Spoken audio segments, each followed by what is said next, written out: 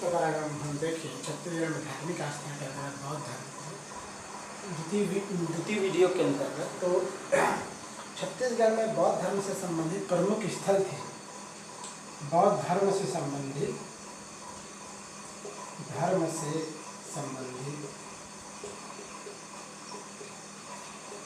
मुख्य स्थल छत्तीसगढ़ में बौद्ध धर्म से संबंधित मुख्य स्थल है मल्हार। आपका मल्हार आएगा, सिरपुर आएगा, आरंग आएगा, आपका तुरतुरिया आएगा,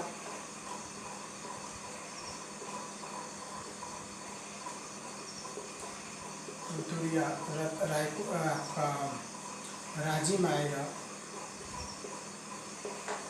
और आएगा है ना भोंगापाल।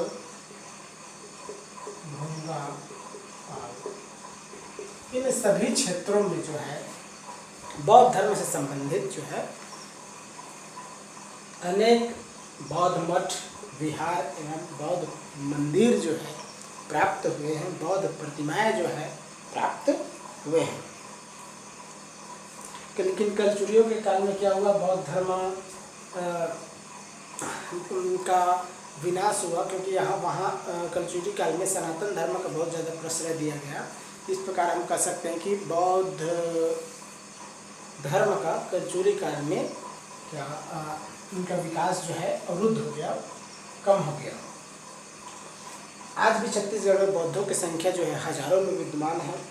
जो है बुद्ध जो है सही अर्थों में शांति दूत थे। इसमें किसी को आपत्ति, जिससे क्या हुआ, किसी को आपत्ति नहीं हुई। उनका धर्म शांति का वाहक बनकर देश और विदेश में फैला हुआ है। इस प्रकार छत्तीसगढ़ अंचल में भी बौद्ध धर्म का जो है बहुत ज़्यादा प्रचार प्रसार हुआ और छत्तीसगढ़ अंचल में बौद्ध धर्म से संबंधित अनेक स्थल यहाँ प्राप्त हुए हैं, जिससे हमें यह पता चलता है कि छत्तीसगढ़ अंचल में बौद्ध धर्म के मानने वाले लोगों की संख्या हजारों में विद्यमान है और यहाँ अनेक बौद्ध मठ, विहार, स्थापत्य, चैत्य यहाँ निर्मित किए गए हैं। इसके अलावा हम देखें तो गौतम बुद्ध के बारे में अगर हम बेसिक जानकारी देखें तो गौतम बुद्ध के जीवन में जो है 4 प्रमुख घटनाओं ने जो है गौतम बुद्ध के जीवन के 4 प्रमुख घटनाओं ने उनके जीवन को परिवर्तित किया था। क्योंकि कहा जाता है कि उनके जन्म के संबंध में उनके जन्म के संबंध में 563 ईसा पूर्व में जब उनका जन्म हुआ था, तब इनके संबंध में इनके जो उनके गौतम बुद्ध के जन्म के संबंध में जो है ब्राह्मण ने भविष्यवाणी की थी। कालदेव एवं कौंडिल्य नामक ब्राह्मण ने, किसने, कालदेव एवं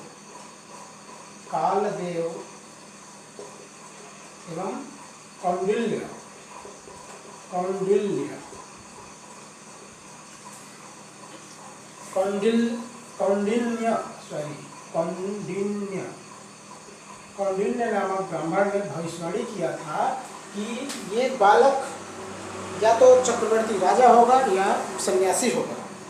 लेकिन गौतम बुद्ध के जीवन संबंधित 4 दृश्य जो है उनके जीवन को पूरी तरह से परिवर्तित करता है, उनके जीवन को बहुत अत्यधिक प्रभावित किया। और ये जिनको देखकर जो है उनके मन में क्या हुआ, वैराग्य की भावना पैदा हुई। ये 4 दृश्य थे। पहला, सबसे पहले उन्होंने देखा वृद्ध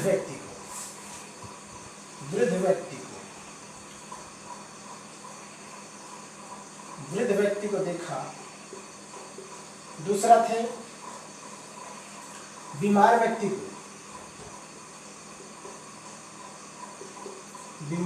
को उन्होंने देखा। और तीसरा है मृत व्यक्ति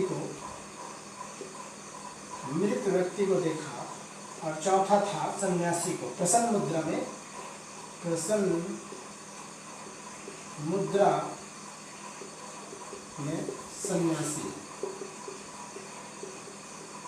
इन 4 दृश्य को देखकर जो है उनके जीवन में वैराग्य की भावना पैदा हुई और वे क्या हुए, वे गृहस्थ जीवन का त्याग करके गृहस्थ जीवन को उन्होंने त्याग दिया 29 वर्ष की अवस्था में। और वे क्या किया, सन्यासी बन गए। इसी को बौद्ध धर्म में कहा जाता है। बौद्ध गौतम बुद्ध का गृहस्थ जीवन को त्यागना, उसको क्या कहा जाता है, महाभिनिष्क्रमण क्या कहा जाता है?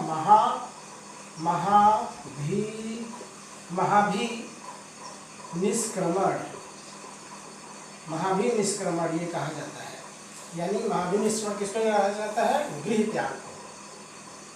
त्याग को गौतम बुद्ध के गृह त्याग को बौद्ध धर्म में, बौद्ध साहित्य में महाभिनिष्क्रमण कहा जाता है। दोस्तों, इसमें मैं बौद्ध धर्म, छत्तीसगढ़ धार्मिक आस्था के मेरा बौद्ध धर्म के बारे में बहुत चीज़ बता दिया हूँ, लेकिन मैं आपको चाहता हूँ कि बौद्ध धर्म से संबंधित जो बुद्ध की मेन जो चीज़ें हैं, बुद्ध से संबंधित जो मेन पॉइंट है, उनको मैं आपको थोड़ी सी डिटेल से बता दूँ। तो गौतम बुद्ध का इसमें और आता है महाभिनिष्क्रमण के बाद धर्मचक्र परिवर्तन भी आता है दोस्तों। धर्मचक्र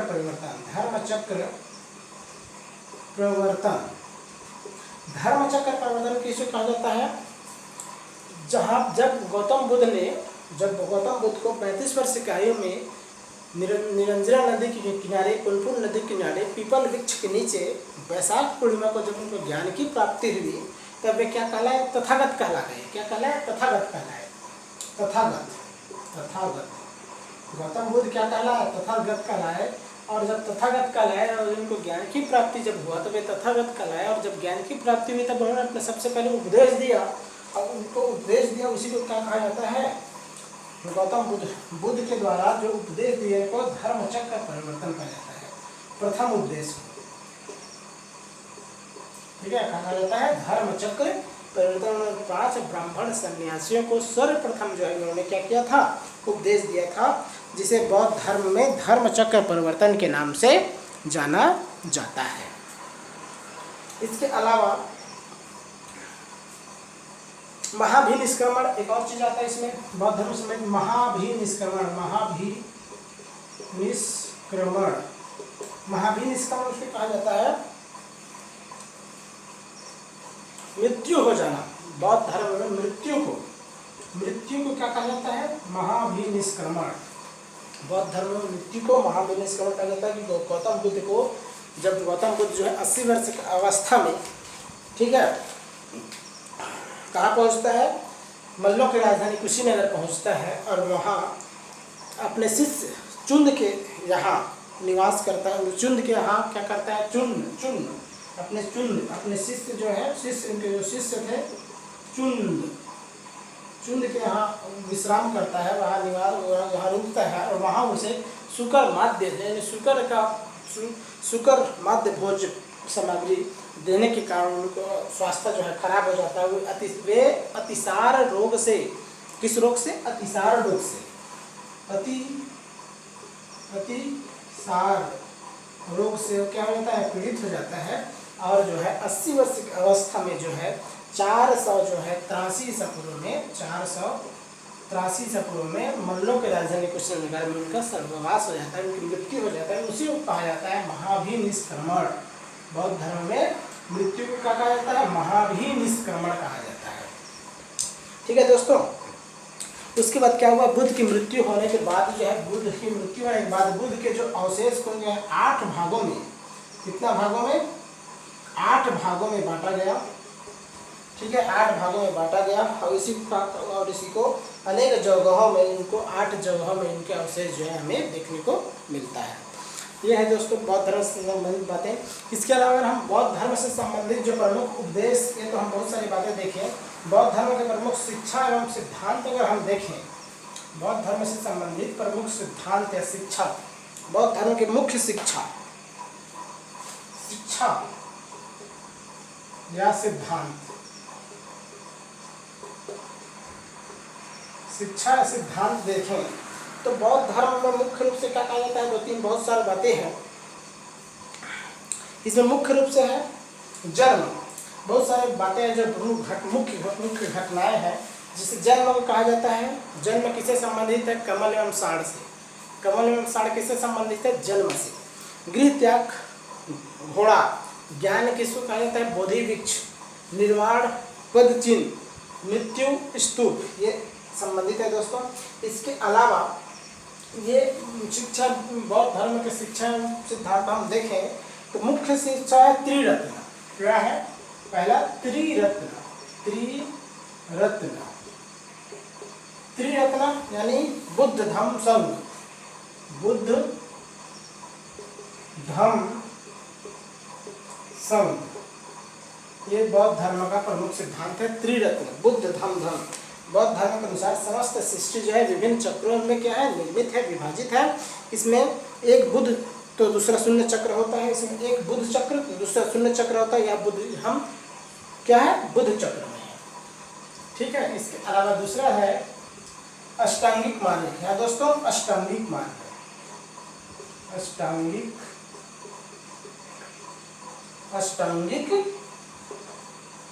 मार्ग। ये अष्टांगिक मार्ग 8 है दोस्तों।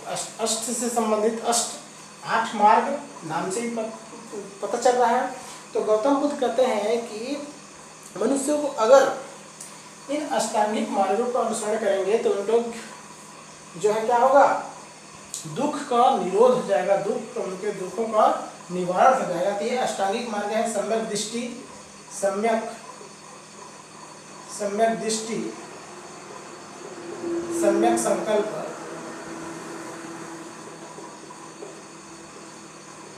सम्यक व्यायाम। दोस्तों मैं सम्यक नहीं लिख रहा हूँ, मैं चीज को लिख रहा हूँ। सम्यक व्यायाम,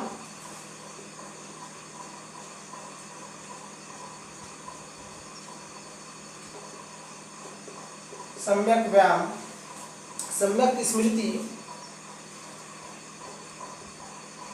सम्यक स्मृति, सम्यक संकल्प, सम्यक संकल्प हो गया। सम्यक कर्मांत, सम्यक व्यायाम आजीव,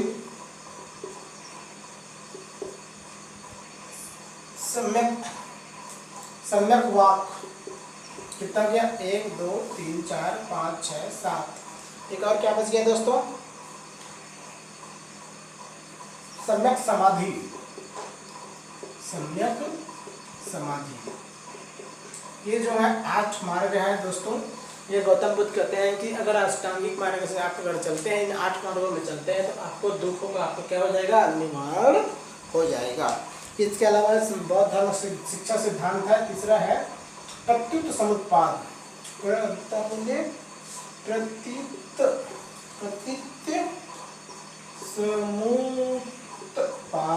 प्रत्युत समुत्पाद, ये बहुत महत्वपूर्ण है दोस्तों। इसको कहा जाता है प्रत्युत, यानी बौद्ध धर्म में हम देखें दोस्तों तो प्रत्युत समुत्पाद को बौद्ध धर्म का क्या कहा जाता है, प्रमुख शिक्षा अनुसार है। यही मुख्य शिक्षा, यानी हम इसको हम क्या कहते हैं, बौद्ध धर्म का सार कह सकते हैं प्रत्युत समुत्पाद को। प्रत्युत का मतलब होता है किसी वस्तु के होने पर, प्रत्युत मतलब होता है किसी वस्तु के होने पर।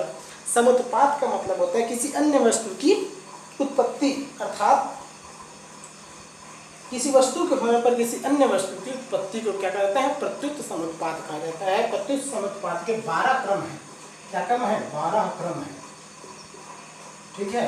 इन 12 क्रमों के द्वारा, इन 12 क्रम है, इसी को कहते हैं द्वादश निदान। क्या कहते हैं,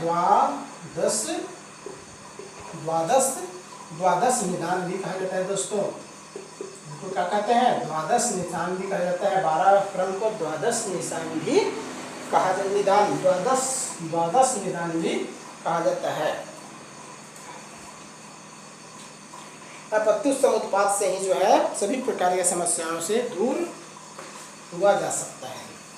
इसके अलावा 10 शील, बौद्ध धर्म का अष्टांग सिद्धांत चौथा है आपका 10 शील। 10 शील, गौतम बुद्ध कहते हैं कि बौद्ध धर्म अपनाने वाले को 10 शीलों का अनुसरण करने के वे आज्ञा देते हैं। ठीक है। पहला यह है सत्य, अहिंसा, अस्तेय यानी चोरी न करना, अपरिग्रह धन इकट्ठा न करना, ब्रह्मचर्य, ये है 5 मुख्य बातें। इसके अलावा असमय भोजन न करना, व्यभिचार न करना, मद्य सेवन न करना, आरामदायक शैया का त्याग करना तथा आभूषणों का त्याग करना। ये दोस्तों आपका 10 शील है। 10 शील है। इसके अलावा अगला है आपका बौद्ध संघ।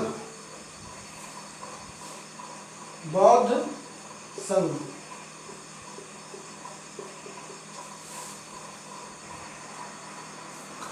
बुद्ध ने बौद्ध संघ को महत्वपूर्ण स्थान दिया है।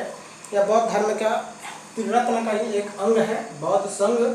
तो इसमें जो है इस बौद्ध संघ में स्त्रियों का प्रवेश जो है वर्जित, किसी भी स्त्री को संघ में प्रवेश का अधिकार प्राप्त। किसी बौद्ध धर्म में जो है बौद्ध संघ में स्त्रियों को संघ में प्रवेश का अधिकार प्राप्त था, लेकिन इसके लिए अनिवार्य थी 15 वर्ष की आयु जो है इसमें प्राप्त होना चाहिए था। और बौद्ध संघ में प्रवेश करने वालों को बौद्ध संघ में जो है चोरी, हत्याओं, ईड़ी व्यक्तियों, राजा के सेवक, त्यागी, रोगी तथा दासी, इनको जो है बौद्ध संघ में प्रवेश वर्जित, बौद्ध संघ में प्रवेश ये व्यक्ति जो है प्राप्त नहीं कर सकते थे। ये सारा सिद्धांत है दोस्तों, बहुत सारा है, क्षणभंगुर, क्षणिकवाद, अनेकांतवाद, ईश्वर में विश्वास नहीं करना, ये सारे बातें हैं दोस्तों। इसके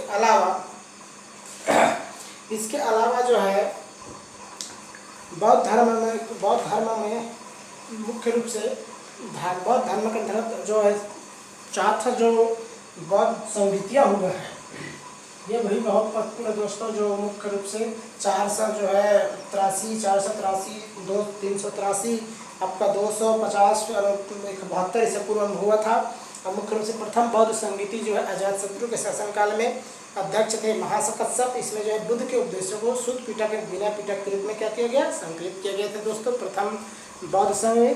द्वितीय बौद्ध संघ में जो हुआ था 383 ईसा पूर्व में, आपका काला शोक के समय में हुआ था। इसका अध्यक्ष था सर्वकामिनी, इसी को कहते हैं साप कमीर। और इसमें जो हुआ था बुद्ध के मतभेदों को दो जो है स्थाविर और महासंगीत में विभाजित किया गया था। बुद्ध के मतभेदों भिक्षुओं में मतभेद होने के कारण स्थाविर और महासंगीत में ये विभाजित हो गया।